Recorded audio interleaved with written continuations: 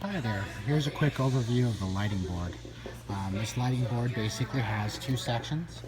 There is a top section of the board which is titled X, and there is a Y section of the board which is titled Y.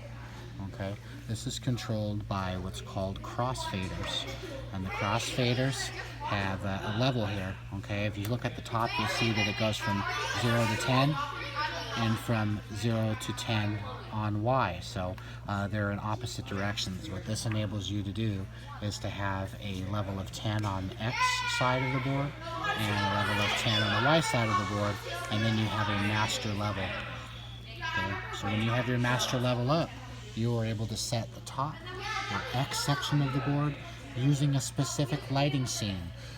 This could mean an entire scene for one section of the play, and then you could advance to the bottom scene or the Y scene for the next part of the show.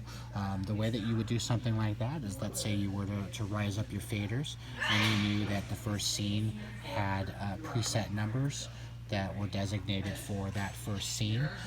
That would be activated with the 10 level with a master volume here.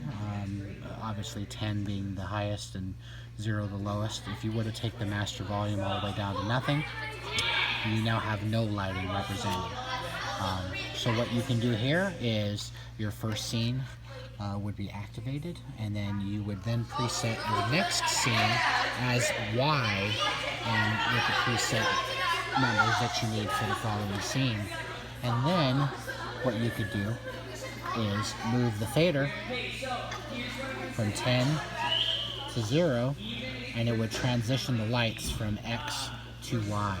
And let's say you needed to go to your next scene, you could then use scene X and make your changes to the lighting appropriately for the next scene. And then when your scene change happens, you can move it from Y back to X for your next scene.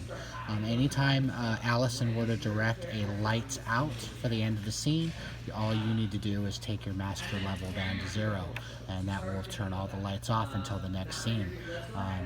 That's one way to run the board.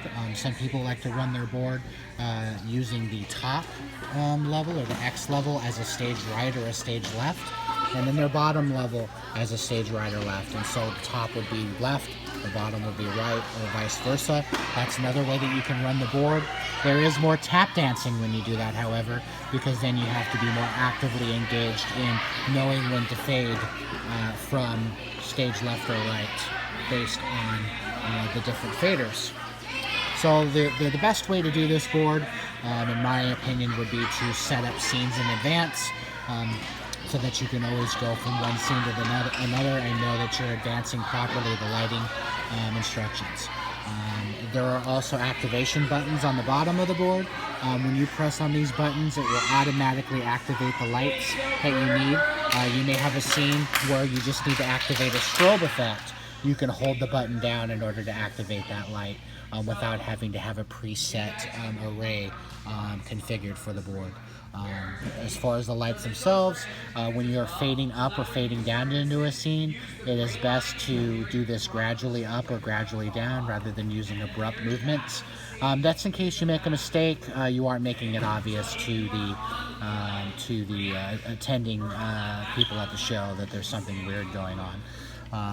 That's the basics of the lighting board. You will find little quirks and little things that you will use based on how your brain works, but this is basically how you run the board. Just think of it as two hemispheres of the brain and making sure that each scene is assigned its proper place. And again, you can fade between the two and use master level for the lights up and down.